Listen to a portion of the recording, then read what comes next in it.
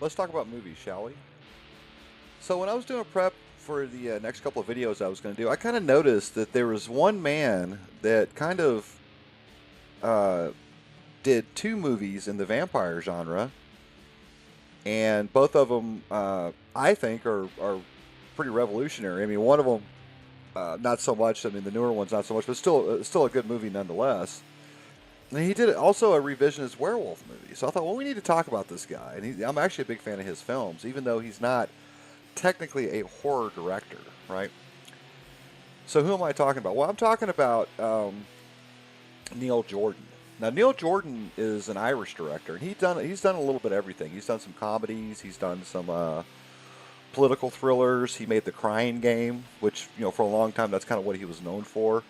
But he also made Interview with the Vampire, and he made Company of Wolves, which to me are two of the better movies of those particular genres. And more recently, he has made Byzantium, which I thought was a pretty solid revisionist vampire story that had more of kind of a fairy tale aspect to it. It's got Saoirse Ronan in it, which she's great. I mean, have yet to see her in something bad. It also his most recent movie Greta is supposed to be some weird kind of, I don't know, psychological thriller thingy or whatever, which I mean, I haven't watched it yet. I don't know. But I mean, so far I've seen people who like it or they can't stand it. So, which sounds like a typical horror movie. So, anyway, let's get started. He was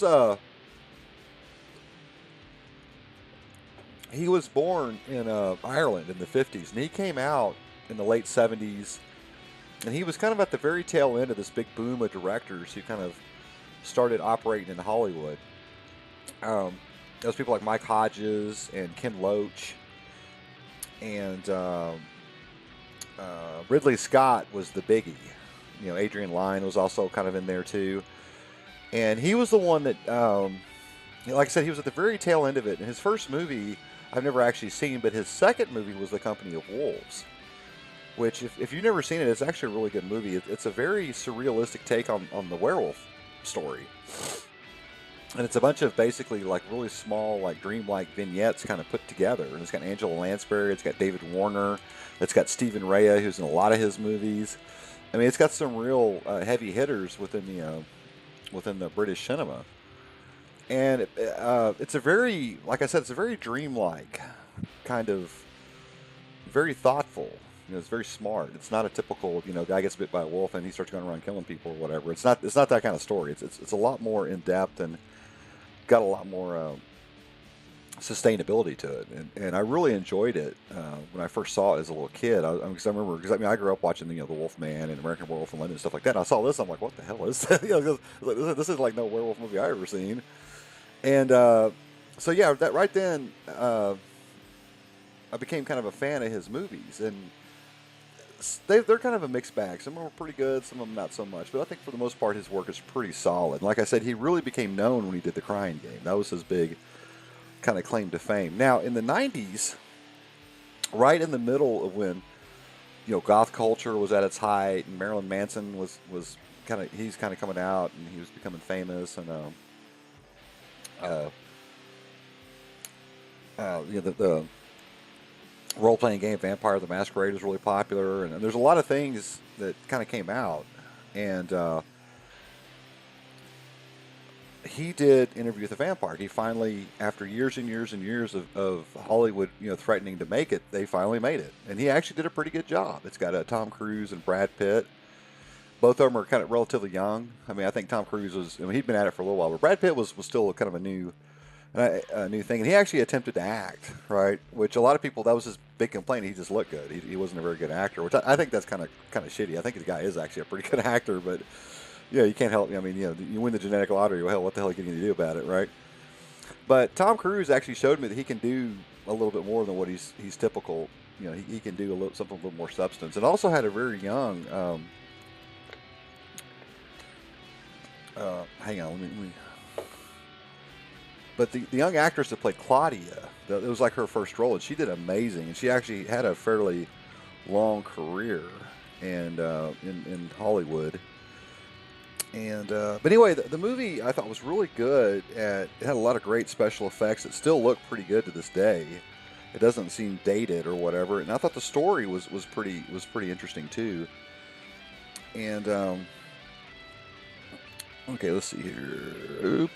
Kristen Dunst's first movie, and of course Antonio Banderas was in it too, and Stephen Rea was in it. And like I said, he's in a lot of Neil Jordans movies.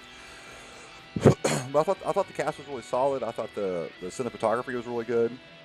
Now they had to change a bunch of things, to kind of condense it down into a 2-hour movie as compared to the novel. And to me, if you're going to tell a story like that, you might as well do like a kind of like the Westworld treatment, give it like a mini series. That way, you can get all the characters in and get all the subplots going and all that other stuff. But excuse me, it was a pretty good effort, and I really liked it.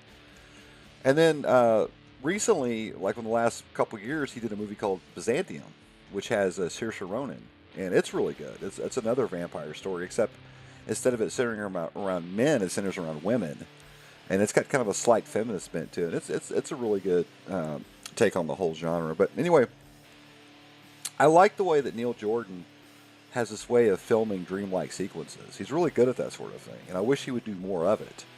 And I also like the fact that he has a real eye for detail in certain regards. As a matter of fact, like when you watch Interview with the Vampire, it's like that. The locations he chose. I mean, reminded me of like New Orleans, or reminded me of. I think it was filmed somewhere in Eastern Europe. I think. I mean, I can't remember where.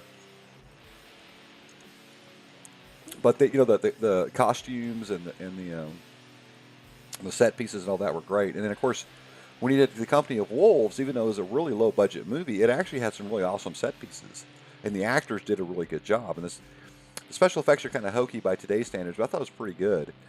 And then Byzantium, I thought for a fairly low budget movie, I thought it was pretty good. I mean, the actors were really good, and Saoirse Ronan. I mean, I think she's arguably the best young actor out there in Hollywood right now, or one of the best. But so anyway, if you're into werewolf stories and vampire stories with a twist, I'd highly recommend those 3 movies, which would be Byzantium, Interview with the Vampire, and Company of Wolves.